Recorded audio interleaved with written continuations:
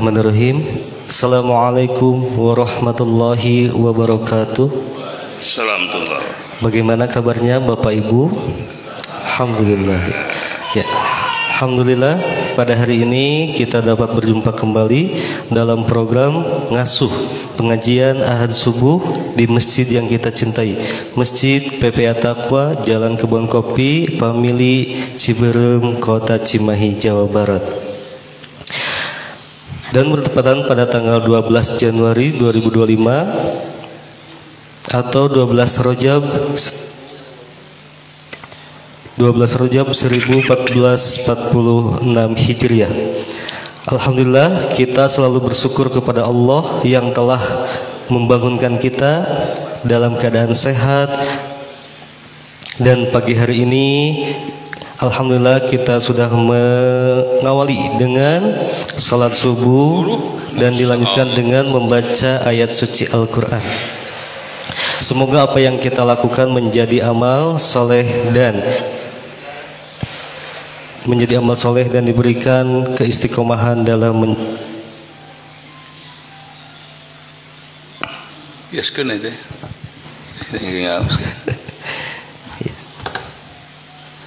semoga menjadi amal soleh dan diistiqomahkan dalam menjalaninya.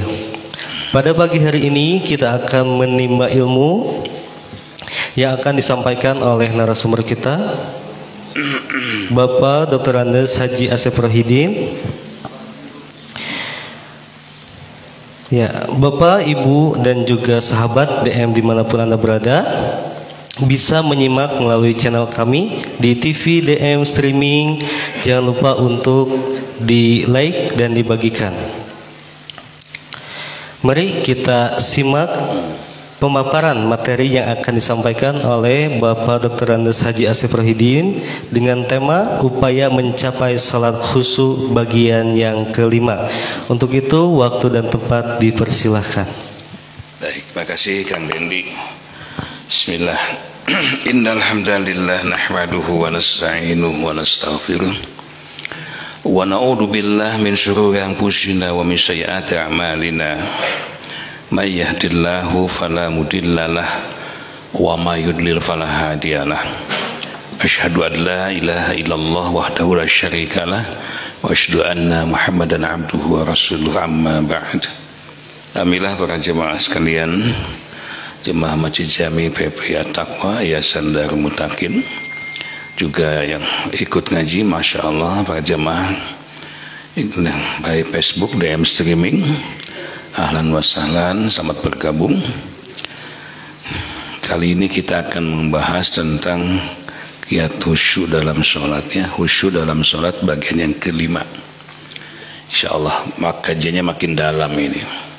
Sebelumnya mohon izin nih untuk keberangkatan 27 Februari 2025 awal Ramadan, saya ingin menyampaikan bagaimana sedikit saja suasana berbuka selama Ramadan di Masjid Nabawi di Madinah dan Masjidil Haram di Makkah. Ini di Nabawi ini. Ya man sallaita bi kullil anbiya. Masya Allah. Beginilah ya para muhsinin, para dermawan sepanjang mata memandang, Masya Allah. Ini dimulai pada asar ini, dan satu jamaah bukan mendapat satu bungkus, tapi kadang 2-3 bungkus karena muhsinnya saking banyak. Nah gitu ya. Tuh lihat Pak, ini di halaman ini, halaman masjid, sok turutan ya di DM nih si kiai ya. Tuh ibu-ibu mah spesial nasi berat Bu, ayam 1,5 kilo tuh, nasi box gebuli atau nasi mandi, ayamnya setengah tadi potongan Bu, itu mah setengah bagi 2 ayam teh. Kemudian yang di Mekah seperti apa kita lihat nih, ini di Mekah nih. Masya Allah, sampai petugasnya pun khusus. Orang mah kormake dihitung kilo siki. Alhamdulillah. Ini di jalanan nih.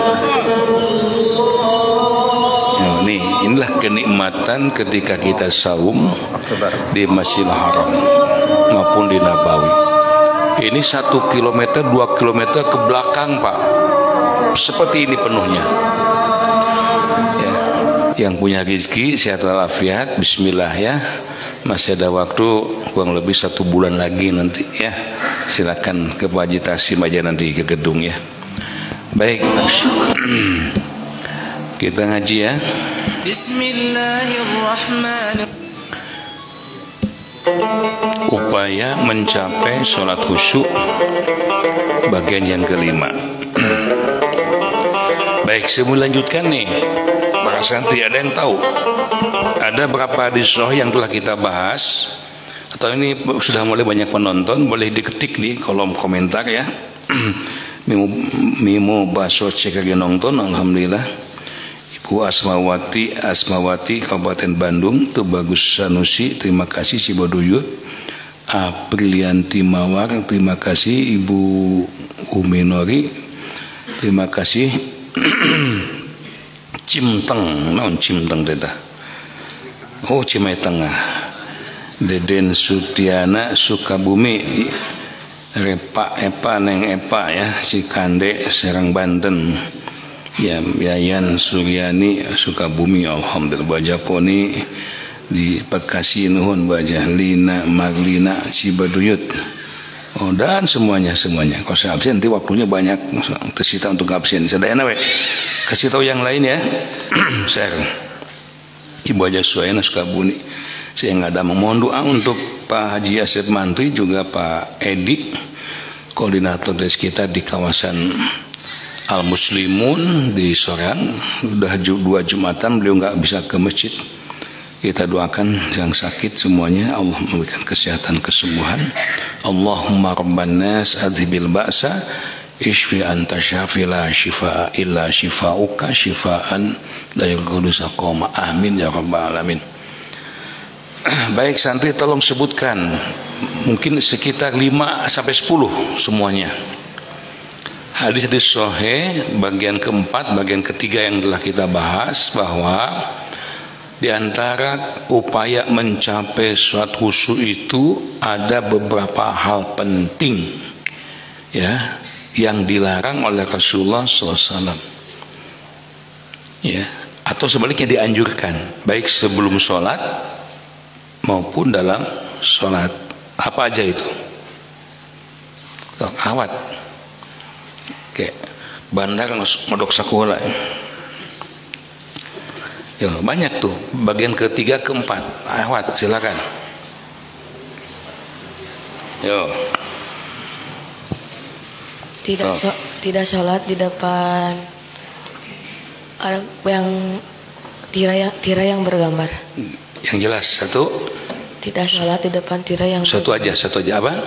Tidak sholat di depan tirai yang tidak bergambar. Sholat di depan tirai, betul, karena ada gambarnya. Bisa mengacaukan mengganggu khusyuk nih. Siapa lagi,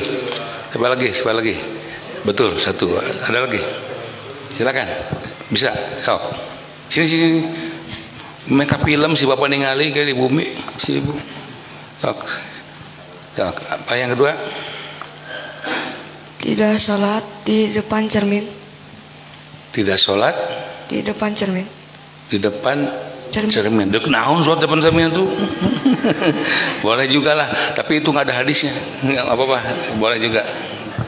Ya, siapa lagi? Ya mungkin ya apa namanya, selain tirai cermin, kita mandi dia sholat depan TV gitu.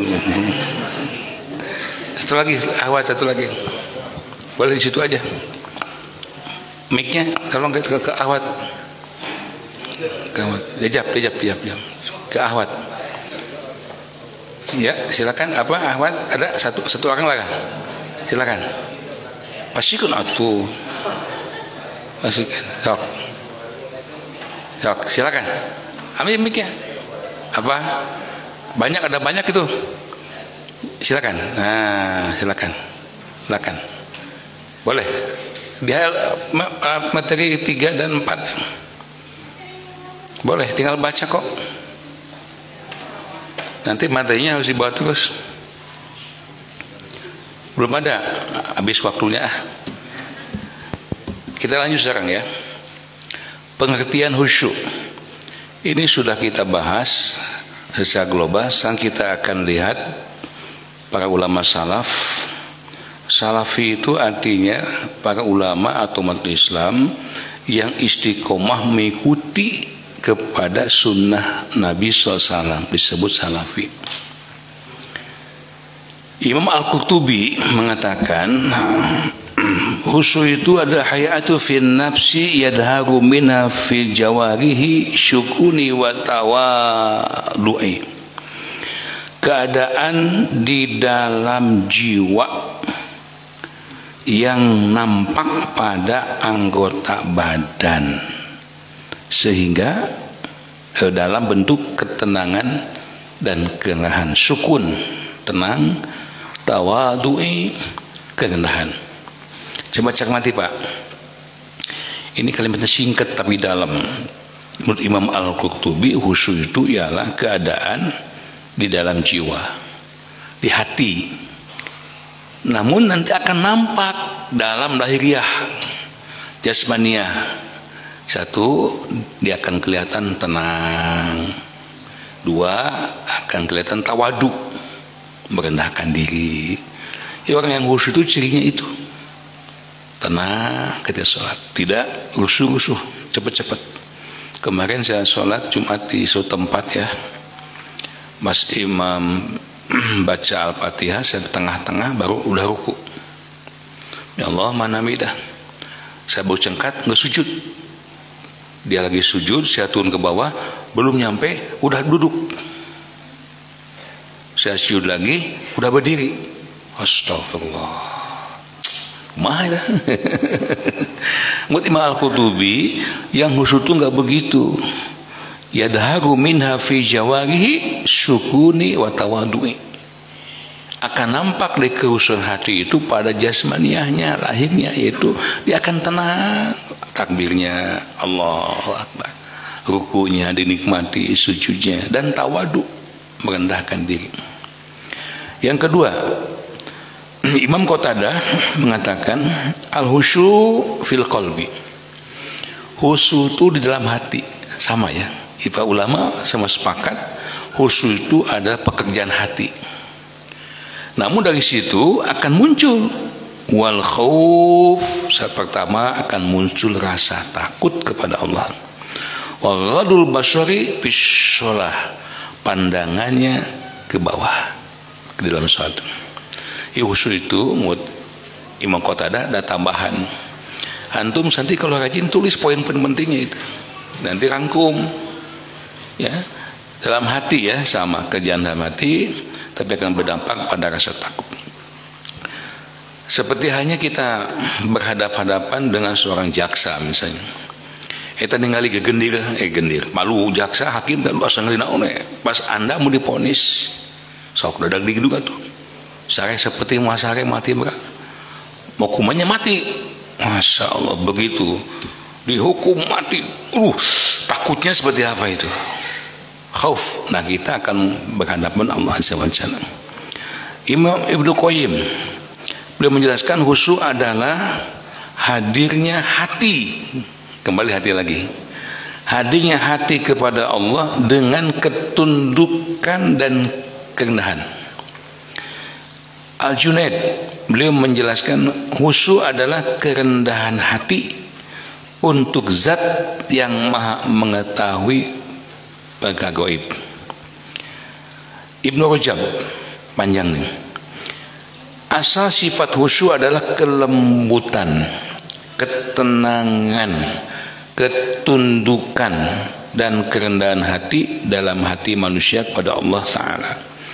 Tatkala manusia telah khusyuk, maka semua anggota badannya pun akan ikut khusyuk. Ini saya ulangi, tatkala hati manusia telah khusyuk, hati kita nih telah khusyuk, maka jaminannya semua anggota badan pun akan ikut khusyuk. Ini tidak akan terjadi kayak tadi yang saya jelaskan tadi. Ya, segala cunggulik segedang, segala senam pagi, nggak mungkin. Orang yang gerakannya tidak khusyuk, asal-asalan, bahkan asal sampai sholatnya tunduh jeung naon, berarti menandakan hatinya tidak khusyuk. Karena anggota badan itu selalu mengikuti hati. Ini kesimpulannya. Unsur sholat dalam khusyuk, unsur khusyuk dalam sholat terdapat dalam hati. Ya. Cirinya nampak pada lahiriah berupa apa tadi? Santri tolong bacakan. Mario. Bagaimana? Oh itu. Oh cuma satu. Ya. Baca dari atas. Unsur khusyuk dalam sholat terdapat dalam hati. Ya. Cirinya nampak pada lahiriah berupa ketenangan, tawadu, rasa takut, pandangan, ketundukan dan kerendahan hati. Rendah hati kepada Allah, Zat yang Maha Gaib. Allah Subhanahu wa Ta'ala, Zat yang Maha Gaib. Kelembutan, ketenangan, ketundukan, kerendahan diri dalam hati manusia kepada Allah Subhanahu wa Ta'ala. Semua anggota badan pun ikut khusyuk karena anggota badan selalu mengikuti hati. Alhamdulillah, baik. Hafalkan ya. Baik. Nah, kita lihat tadi. Kita bagi dalam dua hal. Sekarang kita akan menjelaskan khusyuk dalam Al-Quran. Seperti apa gambarannya? Memang tidak semudah itu ya belajar khusyuk itu, Masya Allah. Saya coba mengumpulkan buku kitab-kitab khusyuk itu, udah dapat belasan kitab itu. Ini salah satu di antaranya. Kita lihat nih.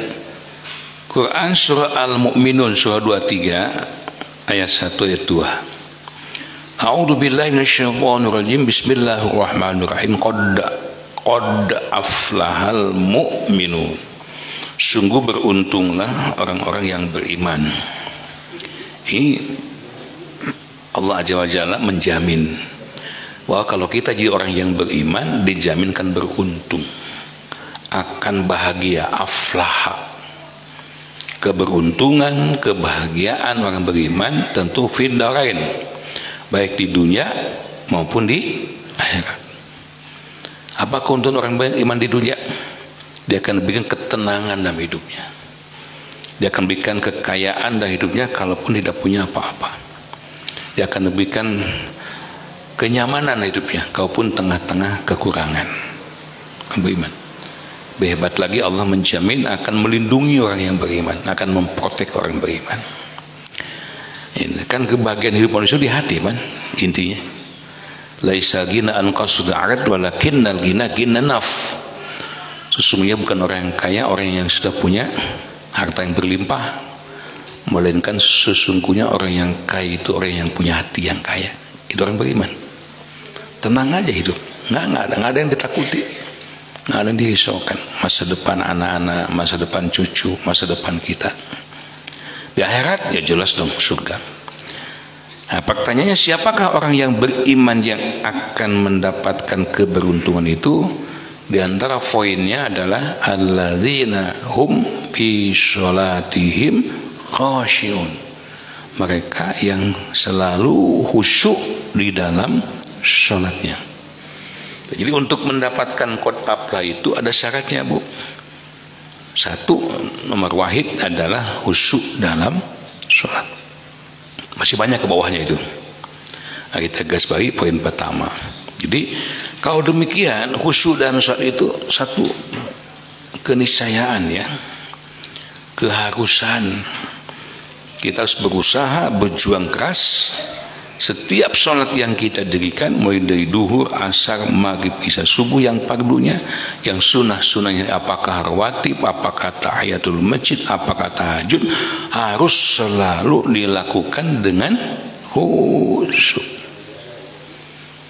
Minimal kita awali dari niat di hati dulu.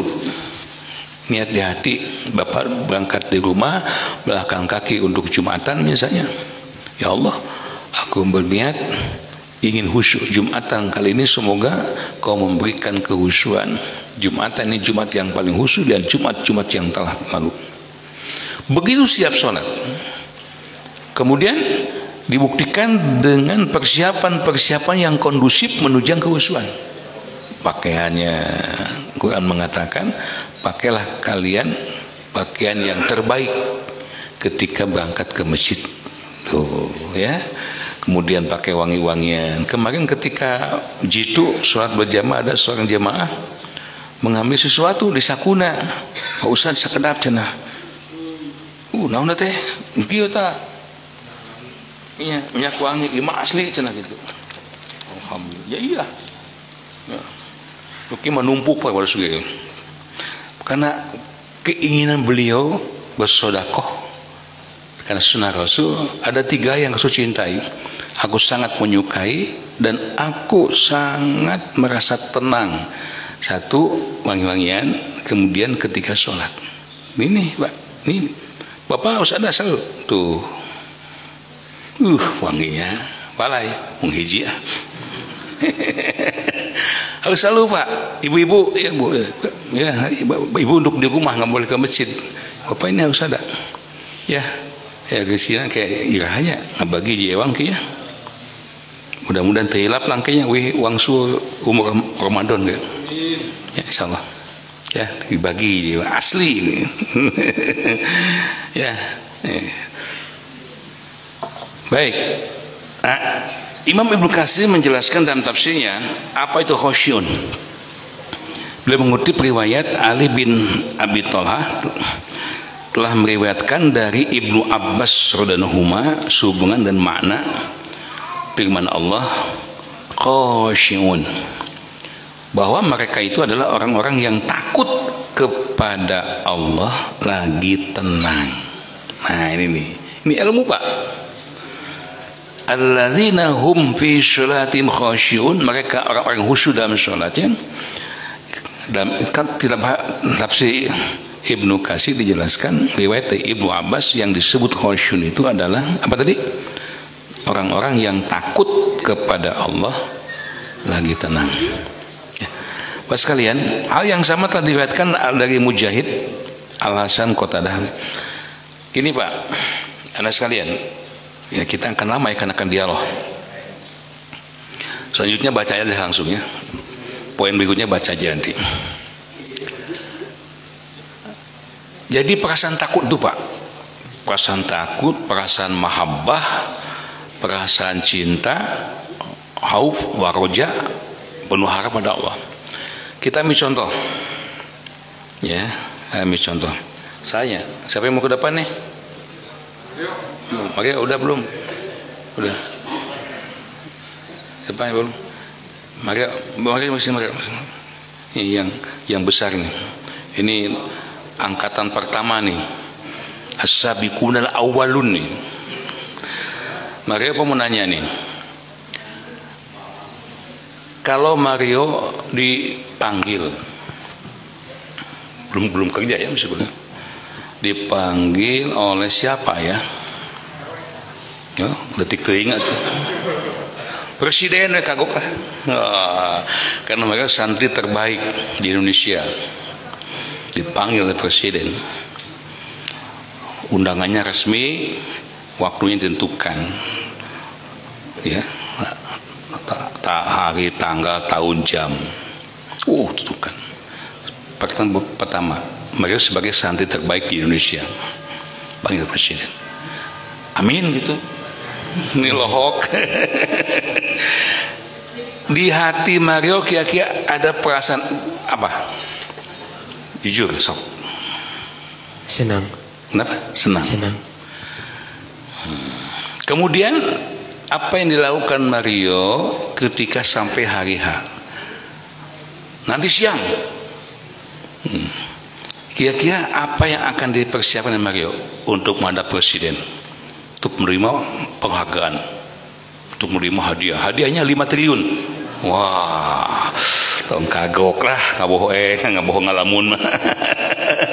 Kira-kira Mario akan mempersiapkan diri, pakaian dan sebagainya menghadapi undangan presiden dan akan menerima penghargaan 5 triliun. Kira-kira apa yang dilakukan Mario? So, memenuhi undangannya. gimana?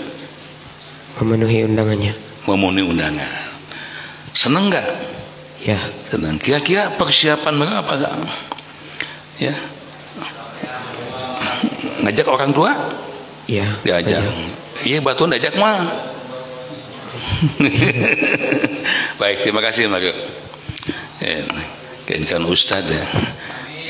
Kalau bang ngomong sama Ustadz mah, pas pada waktunya kayak di mimbar.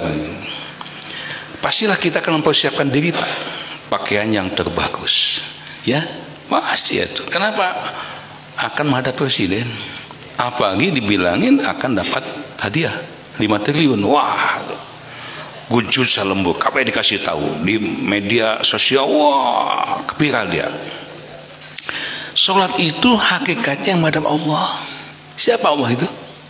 Badi'as samawati wal ard. Zat yang telah menciptakan bumi, langit dan segala isinya.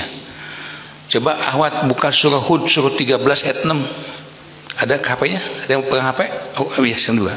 Hud surah 13 ayat 6. Tolong mic-nya dikasihin. Mic-nya. Jan, betul Jan. Jan. Ini sama bonusnya kalian. Itu bolak-balik. Sini. Mario. Ini Mario 1 tadi ya. Itu kasih 1. Hud surah 13 ayat 6. Coba. Kita akan menghadap Allah. Pertanyaan, siapakah Allah itu? Silakan. Quran surah Hud, surah Hud. Hud itu bukan surah Hud 11. Surah 11, maaf. Ayat 6. Bukan 13, Ar-Ra'd 13. Ada nih? Mangga, silakan baca. A'udzu billahi minasyaitonir rajim. Wa ma min ayatin fil ardi illa 'alallahi rizquh. Terus wa ya'lamu mustaqarraha wa mustawda'aha. Ya. Kullum fi kitabim mubin. Ya, alhamdulillah ya. Wa ma min dabbatin fil ardi illa 'ala Allahi rizquha wa ya'lamu mustaqarraha wa mustawda'aha. Ini Kullun fi kitabim mubin. salat itu kita akan menghadap Allah. Siapakah Allah itu? Wa ma min dabatin fil ar illa 'alallahi rizquha. Allah zat yang tidak ada satu binatang pun yang melata di muka bumi ini melainkan Allah lah yang memberi rizkinya. Allah lah sumber rizki. Allah lah yang membagi rizki pada kita. Bahkan wa ya'lam mustaqarraha wa mustawda'aha. Allah mengetahui tempat berdiam binatang itu dan tempat penyimpanannya. Tidak ada makhluk terkecil apapun, kalaupun tersembunyi di bawah tanah, di bawah batu, di bawah air, kecuali Allah mengetahuinya. Dan Allah memberikan rizkinya dengan cara Allah sendiri. Tuh, kullum fi kitabim mubin, semuanya tertulis dalam kitab yang nyata. Masa ketika kita berhadapan presiden, manusia juga, begitu kita hormat, takjub, bangga, kok menghadap Allah biasa-biasa aja. Nah, logikanya begitu. Coba tumbuhkan dalam hati rasa khauf dan roja, rasa harap, rasa takut, rasa mahabbah yang tinggi setiap kita mendengar azan. Ternyata saya tahu di antara sebagian kecil hikmah azan itu Allah mengajak kita untuk mencapai kebahagiaan. Hayya 'alas shalah, hayya 'alal falah. Salat dulu baru falah. Mari kita salat. ruku sujud, baktikan diri kepada Allah dengan sepenuh hati, baru Allah akan memberikan kebahagiaan. Ya, hakikatnya kita sholat itu sebetulnya ajakan Allah untuk ruku dan sujud kepadanya supaya kita mendapatkan kebahagiaan. Kita ini aneh ya, manusia itu unik. Hirup hayang bahagia, dagang hayang untung, usaha hayang maju, badan pingin sehat, anak yang solihah, dipanggil sama Allah menuju kepada kebahagiaan hari-hari. Lempeng we. Yang kerja tetap kerja, yang tiktokan tetap tiktokan. Katanya ingin bahagia, katanya ingin sukses. Allah manggil tuh, dan panggilan Allah itu 5 kali sehari semalam. Subuh hayya 'alas shalah hayya 'alal falah, duhur hayya 'alas shalah hayya 'alal falah, asar hayya 'alas shalah hayya 'alal falah, maghrib hayya 'alas shalah hayya 'alal falah, isya deuk sare tah hayya 'alas shalah hayya 'alal falah. Kurang bagaimana Allah memanggil kita, ayo sini. Tinggalkan segala aktivitasmu. Al-Jum'ah ayat 9. Wa darul bai', tinggalkan bisnis jual beli dan sebagainya.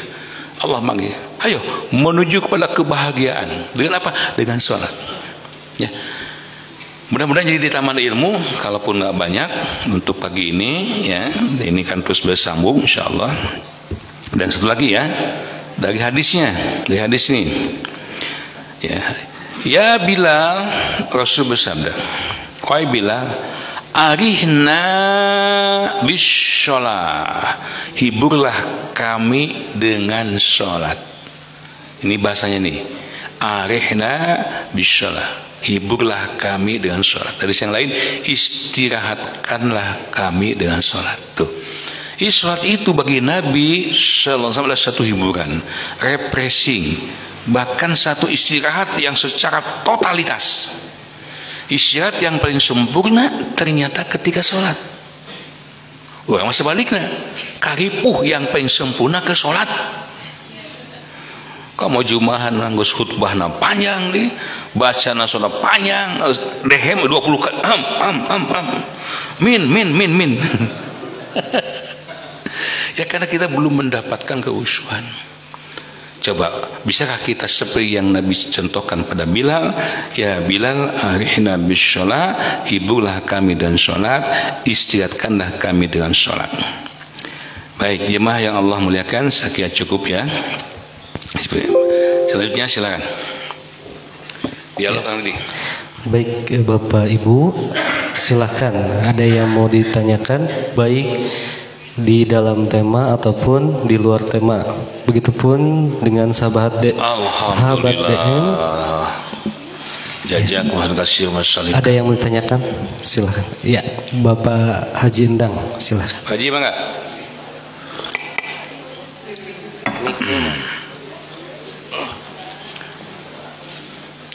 Ini mic-nya tolong ditambah ya. Bos DKM tambah dua lagi ya. Mic wireless ya, insyaallah ya. Mangga di komandoan ku Pak Haji Gus lah, komik malah. Assalamualaikum warahmatullahi wabarakatuh. Waalaikumsalam warahmatullahi wabarakatuh. Setelah baca hadisnya dari Bukhari mengenai sholat asar, Pak Ustadz, ya. Di situ redaksinya mengatakan bila tidak mengerjakan sholat asar, ya, akan hilang pahalanya yang lain, seperti hilangnya harta kita setelah dirampok.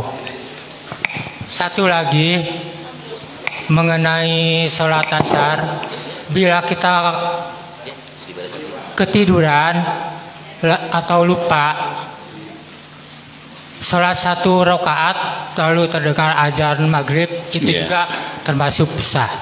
Jadi pertanyaannya Pak Ustadz, kenapa maknanya Pak Ustadz, kenapa sholat asar lebih terwajib daripada sholat wajib yang lainnya Pak Ustadz? Assalamualaikum warahmatullahi wabarakatuh.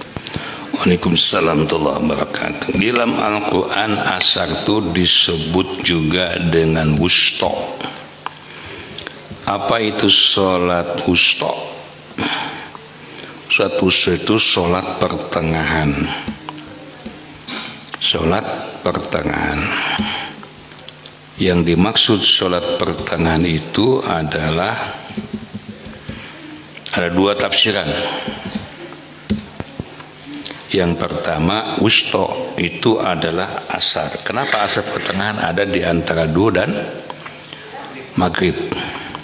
Yang kedua, kenapa asar? Karena asar itu waktunya yang sangat pendek, betul? Duhur panjang, asar mah pendek.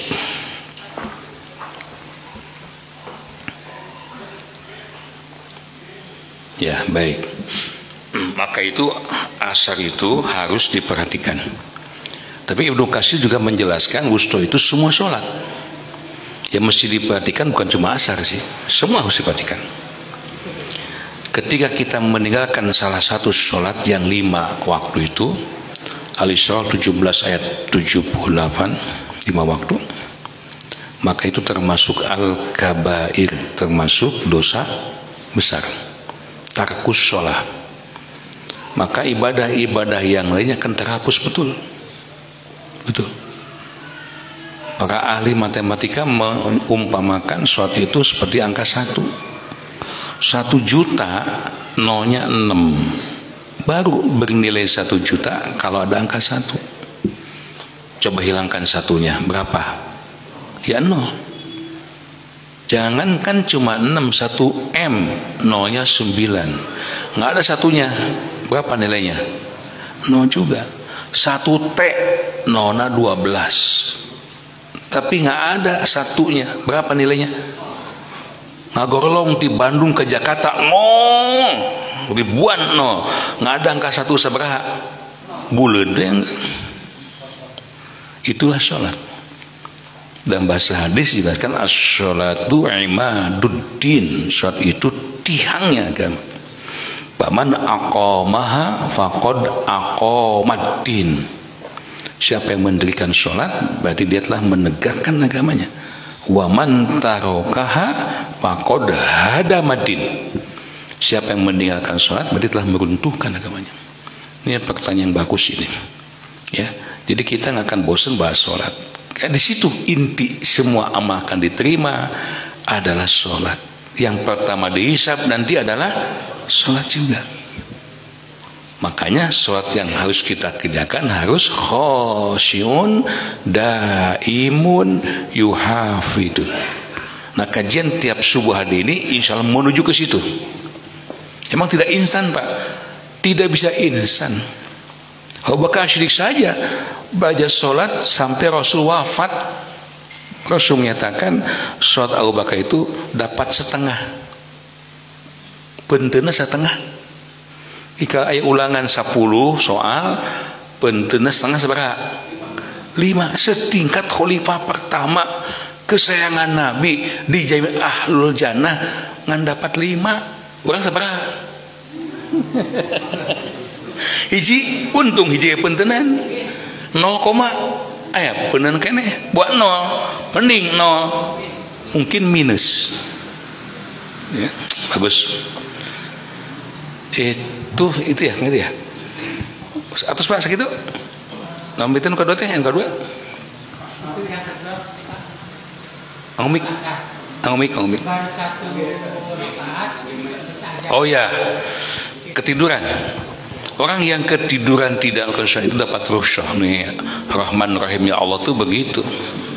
Allah akan menghukum ketiga kelompok manusia. Rufi'al qalam an salasin, diangkat dari kalam atas 3 kelompok manusia. Ketiga kelompok manusia tidak akan dihukum kalaupun tidak melaksanakan kewajiban. Nah, bila Bapak Ibu jamaah ya badai ninggalkeun sholat tapi tidak dihukum, baik. Jadilah salah satu di antara yang 3 itu. Anisyobi hatta yablugha. Pertama sobi, bayi tadi putra Kang Dendi nggak dihukum di atas sholat karena belum kena taklif hukum sampai dewasa. Wanin naimi hatta yasdaqala, orang tidur sampai bangun sare wepek terus nusare mah dihukum dosa. Ke asar bangun maghrib kumaha. Begitu bangun Rasul menyatakan kerjakan aja asar. Jam berapa sih bangunnya? kerjakan. Itu bukan kodok, bukan, nggak ada kodok. Ya, Aisyah ini menyatakan kami diperintah untuk mengkodok saum, tapi nggak diperintah mengkodok sholat. Al-Baqarah 184. Yang ketiga majnun, hilang ingatan, badai. Naudzubillah. Cuma itulah yang dibebaskan di hukum. Balik ti ka bayi teu mungkin saki-aki. Ya, sarek wae kesel. Enggak tiru katanya. Naudzubillah. Baik, silakan kalian dilanjut. Ya. Baik, dari ibu-ibunya barangkali ada yang mau ditanyakan. Baik seputar tema maupun di luar tema. Kang Dedi buka HP juga ya. Dia tolong yang ya di komentar. Bismillah.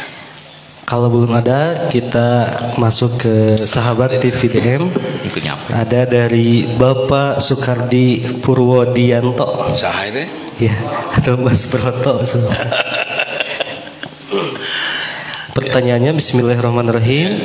Maaf Pak Ustadz, apakah yang sholatnya khusyuk bisa berdampak perilaku seseorang? Hatur nuhun dari Sukardi dari Subang, Ustadz. Oh, di Subang, ngapain nggak jadi MC Subang? Betul Mas itu. Ya, Al-Ankabut surah 29 ayat 45 itu. Bahwa sholat yang khusyuk itu pasti, bukan harus, pasti berdampak pada kehidupan keseharian. Yaitu menjadi tanda kriteria utama. Tidak disebut khusyuk kalau nggak ada dampaknya pada kepribadiannya. Aqimis sholah, inna sholata tanha 'anil fahsya'i wal munkar. Dirikanlah sholat, sesungguhnya sholat itu akan mencegah dari perbuatan fahsya dan munkar.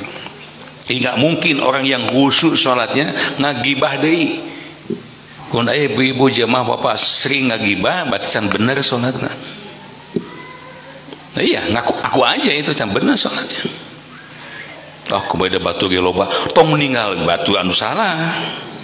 Lihat yang lebih tinggi, lebih hebat dalam agama itu. Dalam masalah dunia lihat ke bawah, akhirat mah lihat ke atas, dunia melihat ke bawah. Gak mungkin orang yang sudah khusyun sholatnya dia akan bohong, gak mungkin dia akan menipu, gak mungkin gede ambek kene. Jaminan dari Allah. Sehingga saya katakan pada para owner yang punya perusahaan, Mas ini punya perusahaan apapun, pilih karyawan yang aqimis sholat atau aqimus sholat, sudah tegak sholatnya.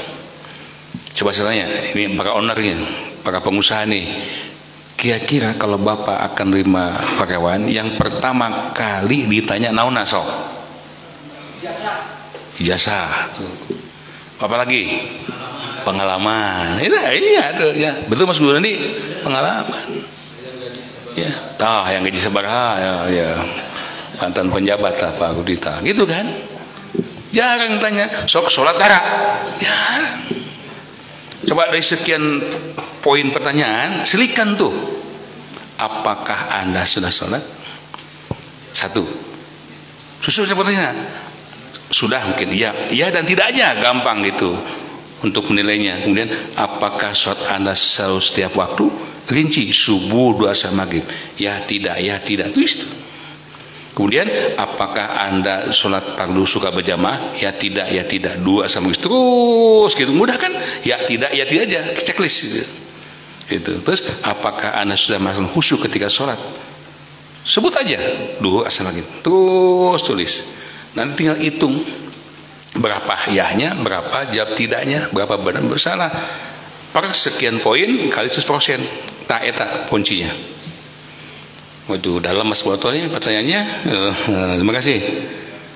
Mangga lanjut Pak. Ya, Bu. Silakan dari bapak-bapaknya atau ibu-ibu. Mangga. Tolong yang Kang Yana punten. Kang Yana. Ini santai. Obi. Punten. Mik. Oh ada. Ya, silakan. Ya, alhamdulillah. Silakan. Mangga. Bismillahirrahmanirrahim. Masih tentang sholat Pak Ustadz. Ya. Saya pernah suatu ketika lelah sekali. Setelah sholat duhur saya berniat, saya tidur. Tapi lupa tidak berniat minta dibangunkan saat sholat asar. Ya. Tahu-tahu saya terbangun sudah lewat sholat isya. Masya Allah. Ya. Saya bingung, ya Allah, saya gelap gulita, saya di rumah sendiri, gelap gulita. Terus lihat jam ternyata udah lewat sholat isya. Ya. Lalu saya udah ke air wudhu, saya bingung, saya harus mengerjakan sholat apa ini. Jadi saya karena bingung, saya dari sholat asar dulu, kemudian maghrib, lalu isya. Itu bagaimana Pak Ustadz saya? Apakah saya sudah masih apa ya? Saya salah nggak seperti itu gitu? Saya ya merasa sangat bersalah gitu saat itu, sampai sambil nangis. Iya. Terima kasih Pak Ustadz. Wassalamualaikum warahmatullahi wabarakatuh. Waalaikumsalam warahmatullahi wabarakatuh. Dalam Al-Quran, coba dibuka Al-Qurannya, surah At-Taubah surah 9 ayat 67. Nasullaha panasyahum. Mereka telah lupa kepada Allah, maka Allah melupakan mereka. Maksud nisyan dalam ayat ini adalah meninggalkan. Secara istilah Ibnu Nujaim mengatakan nisyan itu adalah tidak mengingat sesuatu pada waktu ia membutuhkannya. Dalam Al-Baqarah 286 kita berdoa kepada Allah, Rabbana la tu'akhidna in nasina aw akhtana. Ya Allah, ya Rabb kami, jangan Engkau hukum kami jika kami lupa atau kami tersalah. Dan masih banyak lagi. Jadi intinya lupa itu sebetulnya hakikatnya Allah lah yang menjadikan kita lupa. Maka itu ketika kita lupa, nggak boleh bisa lupa ayat. Aduh, siapa ayat itu? Tapi katakan Allah telah melupakan saya. Dan ini termasuk bagian dari rukhsah bagi Allah. Bagi orang yang kelupaan, ketiduran sholat, maka Rasul mengatakan sholatlah di saat dia sadar bangun. Kalau masih pada hari itu masih bisa, Bu. Tapi kalau lupanya sampai 309 tahun, gimana ngelakukan sholat ada? Maka cukup bagi ibu yang lupa kayak tadi, lakukan sholat yang lupa tadi aja pada hari itu. Ya betul, ibu asar, maghrib, kemudian isya. Betul, ibu lakukan betul seperti itu. Ibu merasa berdosa, bagus. Karena orang beriman itu seperti itu. Melakukan suatu kesalahan sekecil apapun, sepertinya dia duduk di atas batu yang besar yang akan menjatuh pada dirinya. Padahal diampuni oleh Allah. Orang yang lupa itu diampuni oleh Allah. Tadi saya jelaskan fil kalam an salasin itu. Bu ya, hanya kedepannya wanti-wanti kita. Jangan sampai tidur-tiduran habis asar itu. Yang dilarang tidur itu habis sholat subuh, apalagi habis asar, habis maghrib, jangan. Yang disunahkan adalah malam habis isya, itu bagus sekali. Kemudian menjelang duhur, Pak, mau Jumatan, itu bagus. Tapi kalau habis sholat subuh, jangan. Anak-anak jangan, nggak boleh tiduran. Aktivitas apa aja, baca Quran kayak dzikir, berdoa. Kemudian apa tadi? Yang nggak boleh habis sholat asar atau habis maghrib. Da eta goda teraos Bu teh. Dimu kena kene goblok. Udang subuh. Baik, di mas kalian masih ada Kang Dedi yang ini yang ya, masih ada di siapa ini? Bapak Ibu masih ada yang mau Bapak silakan Pak.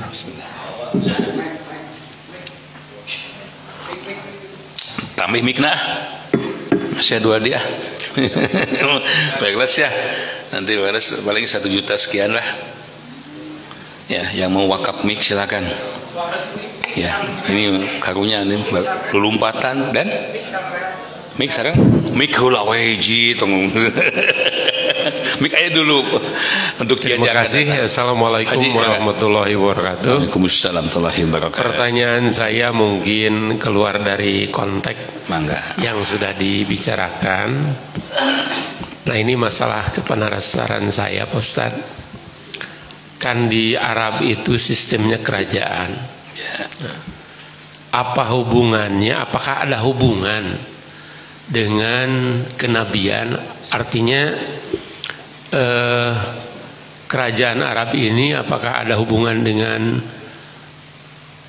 nabi? Ya, apakah ada keturunannya dari nabi itu? Itu barangkali yang saya ingin tanyakan. Assalamualaikum warahmatullahi wabarakatuh. Waalaikumsalam warahmatullahi wabarakatuh. Kalau ditanya apakah ada hubungannya sistem pemerintahan kerajaan Nabi, tidak ada. Karena Rasul, para sahabat tidak menggunakan sistem kerajaan, tapi sistem khalifah. Terus gimana itu? Gimana itu gimana? Ada sistem presidentil, sistem kerajaan, apalagi sistem yang lain. Ya. Dalam mengurus sebuah negara, bangsa itu diserahkan pada kita. Sistemnya apa ya silakan. Yang menjadi pedoman umum itu, semua sistem itu tunduk kepada aturan Allah. Al-Maidah 44, 45, 47. Nah, itu rujukannya. Mau sistem apa silakan. Yang penting hukum dan peraturan yang digunakan harus hukum Allah, yang menyebut kelakuan dan sunnah. Dan itu pula yang dilakukan oleh para sahabat Nabi. Nabi menegaskan, taraktu fikum amrain, aku tinggalkan pada kalian 2 warisan. Maka jikalau kalian berpegang teguh kepada keduanya, dijamin lan tadillu abada, tidak akan sesat selama-lamanya. Yang diwariskan oleh Nabi bukan bentuk kerajaannya, bentuk pemerintahannya, tetapi sistem yang harus dilakukan. Jangan lepas dari 2 warisan tadi, Al-Quran dan As-Sunnah. Jaminannya lan tadillu abada. Itu di Ali Imran 31 udah mafhum semua. Allah menjamin lagi, qul in kuntum tuhibbunallaha fattabi'uni yuhibbukumullah yaghfir lakum dzunubakum. Katakanlah, jikalau kalian benar-benar cinta pada Allah, ikutilah oleh kalian aku, Rasulullah SAW. Apa yang mesti ikuti Rasul? Kemarin gitu udah kita bahas. Bukan dari sisi ta'abudinya aja kan, akhlak dan ibadahnya, termasuk sosial kemasyarakatannya, termasuk membangun sebuah daerah, wilayah, negeri dan bangsa. Ikuti apa yang harus lakukan. Dan sejarah menyatakan, kan Pak, kalau sejarah mah nggak mungkin dihapus Pak. Dah kalaman ku jelema. Semua Asia dunia menyatakan dan sepakat tidak ada ketatanan masyarakat yang berhasil mencapai keadilan, keamanan merata kecuali pada masa Rasul dan Khulafaur Rasyidin, para sahabat. Itu. Nah, itu lah. Ya, ya. Kalau dipanjangkan desa panjang nih. Mas, satu lagi, Mas Kang Didi, ini yang nanya tuh Pak Ai. Ya, ada. Ya, silakan tolong. Dari sahabat DM, Pak Ai Suhendi. Ya. Assalamualaikum Pak Ustadz, mau bertanya. Ya. A pinjam uang ke B. Ya. A itu ketua kelompok salah satu koperasi. Ya. Sekarang koperasinya sudah tutup. Ya. B itu mau bayar tapi koperasinya sudah tutup. Mau bayar ke kelompok A tapi takut enggak. Mau bayar, koperasinya tutup. Alhamdulillah. Pasti gitu dah. Kalau namanya utang tuh nggak bisa lunas dengan begitu saja, kecuali 2 hal. Hiji dibayar, 2 ridho, minta ridho keikhlasannya bersangkutan. Wah, cuma 5M kan baiklah, bebas. Alhamdulillah. Kalau nggak ada ikrar islah dari pihak yang berpiutang itu terus dibayar. Ini beratnya hutang, ya Allah ya Rabbi. DM itu loba hutang Pak. Ya DM itu loba hutang itu. Ya semoga Allah memberikan usia panjang sehat ya. Pada para pengurusnya bisa membayar hutang. Ya atau Allah meridokan orang-orang yang berhutang ke DM sin ridho mana. Tapi kita wajib untuk berikhtiar. Insya Allah kita akan berikhtiar maksimal. Ini kadang jadi curhat ya deh. Kembali dari tadi. Jangankan kita manusia biasa, seorang yang wafat syahid di medan perang pun pahalanya terjegal itu, terhalang karena punya utang, terhambat masuk surganya karena punya utang. Allahu Akbar. Kadang Pak, para pembisnis sih coba amalkan Al-Baqarah 282 faktubuhu. Setiap ada transaksi besar maupun kecil tercatat. Ibu, hari kaberian sok ku cucuk munding, ku cucuk lauk. Aduh, kaberian kulang, ku cucuk munding, ku cucuk domba kaberian, moa. Ya artinya akan menjadi masalah itu yang kecil-kecil Pak, yang nggak terasa sakit, yang lupa. Bu, rambut tulanya samelen 25.000, tak kadeta. Ya Pak. Ya, kalau bisa mah jangan pinjem. Betul, dik pinjem bola. Dikit-dikit bonduk jangan, hindari itu. Kalau kita punya uang. Aduh, mahal tuh nabung wae geus lah. Tong minjem. Minjem sok cicil eta bahayakeun Pak. Nah ngaheulang rumasa. Yang sedang punya cicilan lanjutkan. Lunasi, geus lunas cuk tong nyicil deui. Masih ingat pernyataan Umar bin Khattab itu? Ketika petugas keuangan yang beliau tunjuk dimintai gaji untuk bulan depan, apa katanya? Apakah Umar bin Khattab menjamin bulan depan itu masih hidup? Menangis beliau. Orang mah 5 tahun nginjem nanya. 10 tahunan nginjem tak. Apa-apa jamin tuh. Tos aya nama. Yang punya cicilan lunaskan, tuntaskan. Yang punya utang mari kita berusaha melunasinya. Setelah lunas tong deui pakai koma tuh. Stop, jangan pinjam lagi ya. Ada satu doa untuk mempermudah lunas hutang. Terus apa? Penting ya. Allahumma akfini bihalalika an haramika wa agnini bifadlika aman siwa. Terima kasih atas perhatiannya. Waktu udah habis. Insyaallah nanti sahabatnya ikut nonton saat ini. Nanti kita lanjutkan pukul 9 pagi. Kita live on air di Masjid Husnul Khotimah di Simpang Sumedang. Insyaallah ya. Di Pamugni mau ikut neng? Si bapak ayo. Ya di Masjid almarhum Ustadz Saimun. Dari situ nanti lanjut kajian di pukul 1 siang di Majlis Taklim Merah Delima Kampung Nikmat di kawasan Marompong. Insyaallah. Terima kasih terusnya dan bagi, dan kita masih melelang wakaf keramik untuk tempat BAK Ikhwan 4 lokal. Kolosetnya sudah kebeli 4-4-nya, alhamdulillah. Tinggal keramiknya 30 dus, sampai kemarin sudah terbeli kurang lebih 10 dus. Tinggal 20 dus lagi. Semoga hari ini Allah akan rezekinya, karena besok kita harus beli.